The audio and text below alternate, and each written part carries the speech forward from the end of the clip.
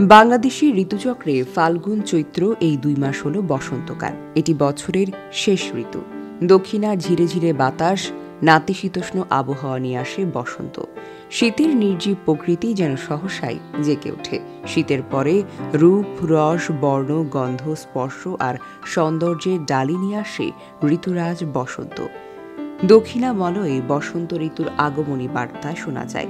কবির কাছে বসন্ত ঋতুরাজ, ভাবুকের কাছে এই ঋতু যৌবনের ঋতু বলে আখ্যায়িত। সবাইকে স্বাগত আজকের ভোরের আলো নিউজে। প্রথমেই থাকছে শিরোনাম। আমাদের দৃষ্টি আর ভারত ও চীন এবং আমেরিকার মধ্যে সীমাবদ্ধ থাকবে না, সার্জিস আলম।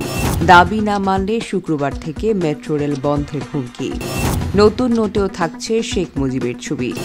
রাতে ঘুম না আসলে কোন কাজগুলো করতে নেই। বাংলাদেশ ম্যাচের আগে রোহিতের পা ভাঙার চেষ্টা করলেন যে বোলার। অসুস্থ হয়ে হাসপাতালে ভর্তি, কি হয়েছে শাকিরার?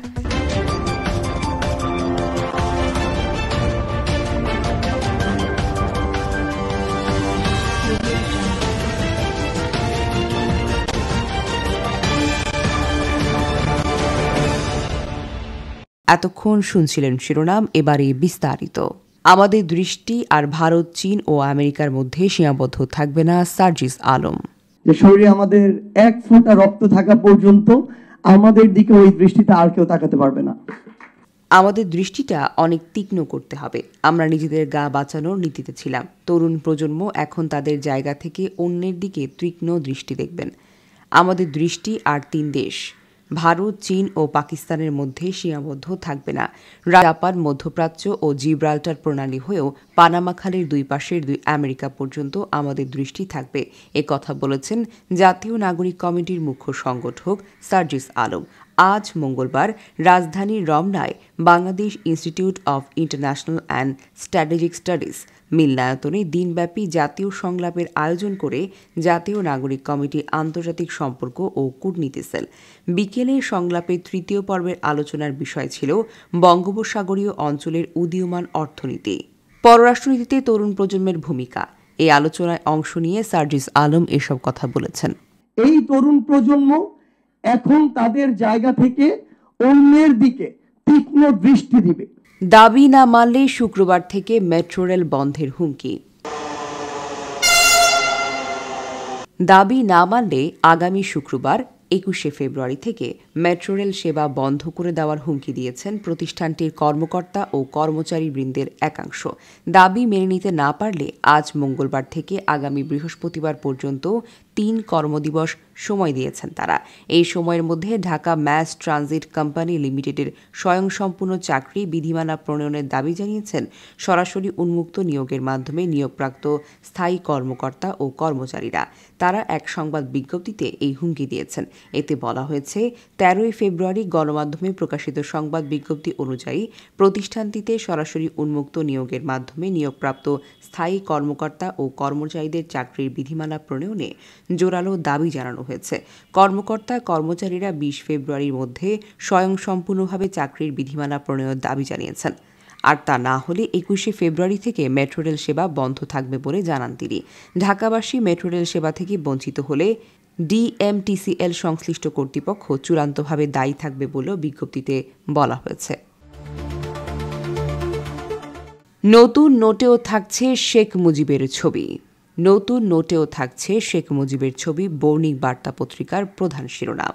এখানে বলা হয়েছে, শেখ হাসিনা ক্ষমতাচ্যুত হওয়ার পর শেখ পরিবারের সদস্যদের নাম গড়ে তোলা বিশ্ববিদ্যালয় সহ দেশের অর্ধশতাধিক স্থাপনার নাম পরিবর্তন করা হয়েছে। আওয়ামী লীগ সরকারের ফ্যাসিবাদী শাসনের আইকন আখ্যা দিয়ে ভেঙে ফেলা হয়েছে ধানমন্ডির 32 নম্বরের বাড়িটি, যা ছিল শেখ মুজিব রহমানের স্মৃতির জাদুঘর। ভেঙে গুঁড়িয়ে দেওয়া হয়েছে তার অসংখ্য ভাস্কর্য ও মুরাল।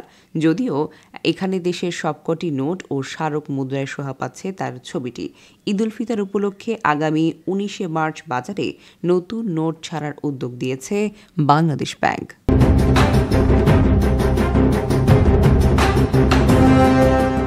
রাতে ঘুম না আসলে কোন কাজগুলো করতে নেই।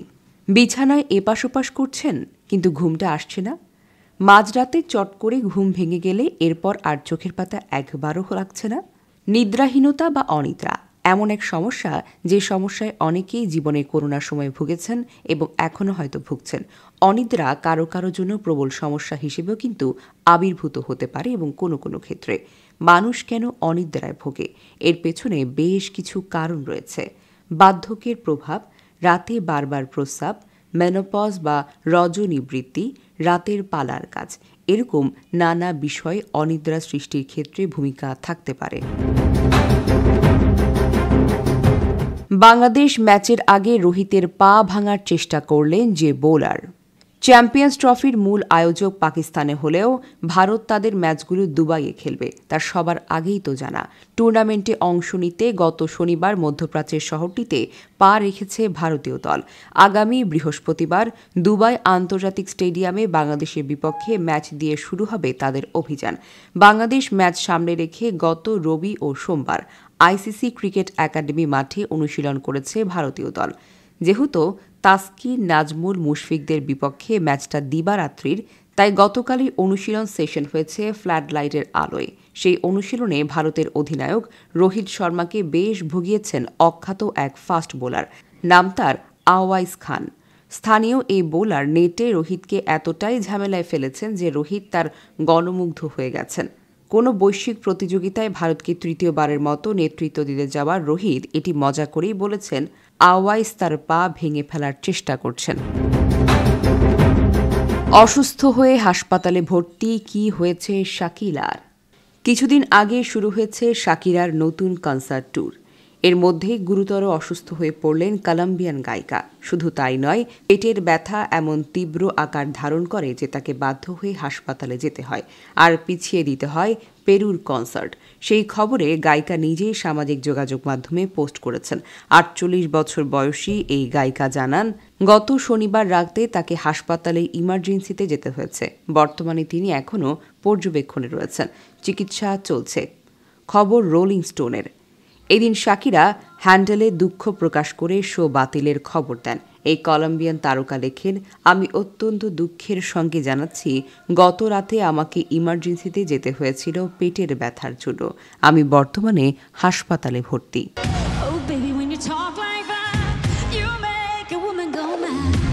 লাইক এবং সাবস্ক্রাইব করে ভোরের আলো নিউজের সাথেই থাকুন।